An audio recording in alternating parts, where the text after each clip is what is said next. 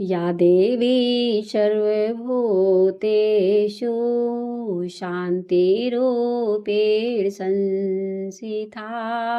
नमस्तस्यै नमस्तस्यै नमस्तस्यै नमो नमः। जय माँ भगवती। माँ जगदम्बा की असीम कृपा से, करुणा और दिव्य आशीर्वाद से देवी भागवत महापुराण चैत्र मास की पावन कथा का 20वां अध्याय आज अत्यंत श्रद्धा, भक्ति और आत्मिक आनंद के साथ प्रारंभ हो रहा है। माँ भगवती केवल शक्ति का स्वरूप ही नहीं, वह ममता, करुणा और असीम प्रेम की जब भक्त सच्चे हृदय से उन्हें पुकारता है तो माँ उसके जीवन के हर अंधकार को अपनी कृपा की ज्योति से अलौकिक कर देती हैं। कहते हैं जो व्यक्ति श्रद्धा, विश्वास और प्रेम के साथ माँ की पावन कथा का श्रवण करता है, उसके जीवन में नकारात्मक दूर होने लगती है। उसके मन में शक्ति और विश्वास की ज्योति प्रज्वलित होती है और उसके जीवन में माँ भगवती कृपा से सुख, शांति, मंगल का संचार होता है। तो प्रिय भक्तों, आप सभी ने जिस प्रेम, आस्था और समर्पण के साथ अब तक इन पावन कथाओं का श्रवण किया है, उसके लिए आप सभी को हृदय से कोटि कोटि धन्यवाद। माँ भगवती का दिव्य आशीर्वाद आपके जीवन को सदा शुभ, समृद्धि और मंगल से भर दे। तो आइए भक्तों, सबसे पहले विघ्नहर्ता श्री गणेश जी का स्मरण करें। फिर श्रद्धा और भक्ति से जगत जननी माँ भगवती का ध्यान करें। शांति, निर्मल और हृदय और पूर्ण श्रद्धा के साथ हम सुनते हैं चैत्र मास महात्म्य की कथा। हे सुधा निधे, जैसे आप अपनी भार्या की रक्षा हेतु प्रयत्न करते हैं, वैसे ही वे गुरु बृहस्पति भी अपनी पत्नी की रक्षा के लिए प्रयत्नशील हैं। आप अपने ही सदृश सभी प्राणियों के विषय में विचार कीजिए। हे सुधानिधे, आपको दक्ष प्रजापति की सुलक्षणों से युक्त 28 कन्याएं पत्नी रूप में प्राप्त हैं। आप अपने गुरु की पत्नी को पाने की इच्छा क्यों रखते हैं? स्वर्ग लोक में मेनका आदि अनेक मनोरम अप्सराएं सर्वदा सुलभ हैं। तब उनके साथ स्वेच्छापूर्वक विहार कीजिए और गुरु पत्नी तारा को शीघ्र ही लौटा दीजिए। आप जैसे महान लोग यदि अहंकारवश ऐसा निंदित कर्म करें तो अनभिज्ञ साधारण जन तो उनका अनुकरण करेंगे ही और तब धर्म का नाश हो जाएगा। अतः हे महाभाग, गुरु की इस मनोरमा पत्नी को शीघ्र लौटा दीजिए, जिससे आपके कारण इस समय देवताओं के बीच कलह न उत्पन्न हो। सुत जी बोले, दूत से इंद्र का संदेश सुनकर चंद्रमा कुछ क्रोधित हो गए। उन्होंने इंद्र से दूत को इस प्रकार व्यग्र पूर्वक उत्तर दिया। बोले, दूत से इंद्र का संदेश सुनकर चंद्रमा कुछ क्रोधित से हो गए और उन्होंने इंद्र के दूत से इस प्रकार व्यंग पूर्वक उत्तर दिया। चंद्रमा बोले, हे महाबाहो, आप धर्मज्ञ हैं और स्वयं देवताओं के राजा हैं। आपके पुरोहित बृहस्पति भी ठीक आपकी तरह हैं और आप दोनों की बुद्धि भी एक समान है। दूसरों को उपदेश देने में अनेक लोग चतुर होते हैं, परंतु कार्य उपस्थित होने पर उपदेशानुसार स्वयं आचरण करने वाला दुर्लभ होता है। हे देवेश, बृहस्पति के बनाए शास्त्रों को सभी मनुष्य स्वीकार करते हैं। शक्तिशाली लोगों के लिए सब कुछ अपना होता है, परंतु दुर्बल लोगों के लिए कुछ भी अपना नहीं होता।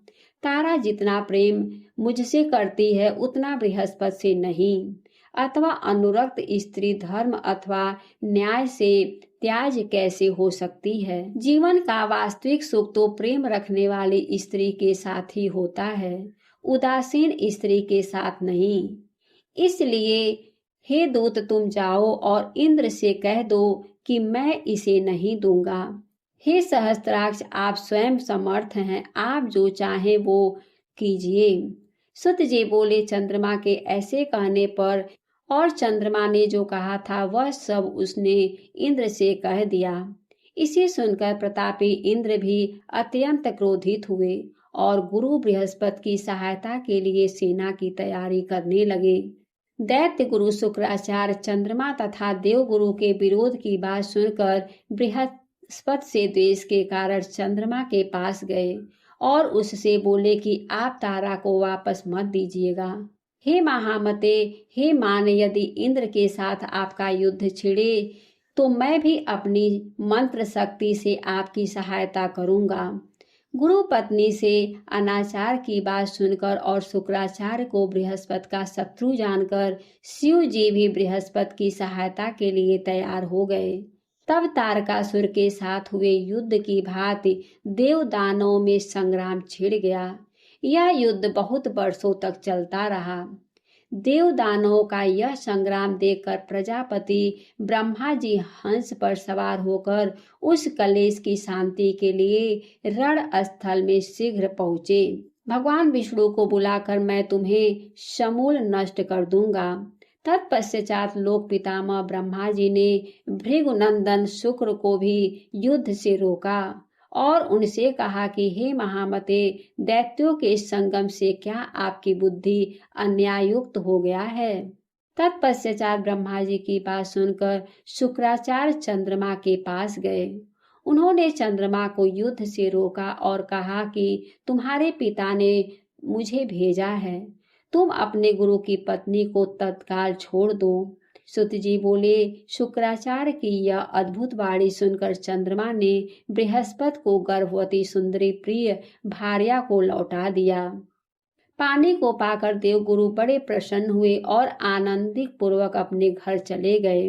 तत्पश्चात सभी देवता और दैत्य भी अपने अपने घर चले गए। पितामह ब्रह्मा अपने लोक को तथा शिव जी भी कैलाश पर्वत पर चले गए। इस प्रकार अपनी सुंदरी स्त्री को पाकर बृहस्पति संतुष्ट हो गए। तदंतर कुछ दिनों के बाद तारा ने शुभ दिन तथा शुभ नक्षत्र में गुणों में चंद्रमा के समान ही सुंदर पुत्र को जन्म दिया। पुत्र को उत्पन्न देखकर देवगुरु बृहस्पति ने प्रसन्न मन से उसके विधिवत जात कर्म आदि सभी संस्कार किए।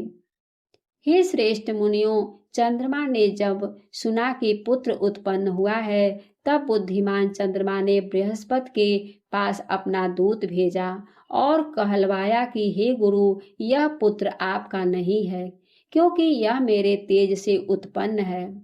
तब आपने अपनी इच्छा से बालक का जात कर्म संस्कार क्यों कर लिया? उस दूत का वचन सुनकर बृहस्पति ने कहा कि यह मेरा पुत्र है, क्योंकि इसकी आकृति मेरे समान है, इसमें संदेह नहीं है। पुनः दोनों में विवाद खड़ा हो गया और देव दानव मिलकर फिर युद्ध के लिए आ गए और इस प्रकार उनका बहुत बड़ा समूह एकत्र हो गया। स्वयं प्रजापति ब्रह्मा जी पुनः वहां पहुंचे और रणभूमि में डटे हुए युद्धोत्सुक देव दानव को उन्होंने युद्ध से रोका। धर्मात्मा ब्रह्मा जी ने तारा से पूछा, हे कल्याणी, यह पुत्र किसका है? हे सुंदरी, तुम सही सही बता दो, जिससे यह कलह शांत हो जाए। तब असितापांगी सुंदरी तारा ने लजाते हुए सिर नीचे करके मंद स्वर में कहा, यह पुत्र चंद्रमा का है। ऐसा कहकर वह घर के भीतर चली गई। तब प्रसन्नचित होकर चंद्रमा ने उस पुत्र को ले लिया। उन्होंने उसका नाम बुध रखा। पुनः वे अपने घर चले गए। तत्पश्चात ब्रह्मा जी अपने लोक को तथा इंद्र सहित सभी देवता भी चले गए। इसी प्रकार प्रेक्षक भी जो जहाँ से आए थे वे सभी अपने अपने स्थान को चले गए।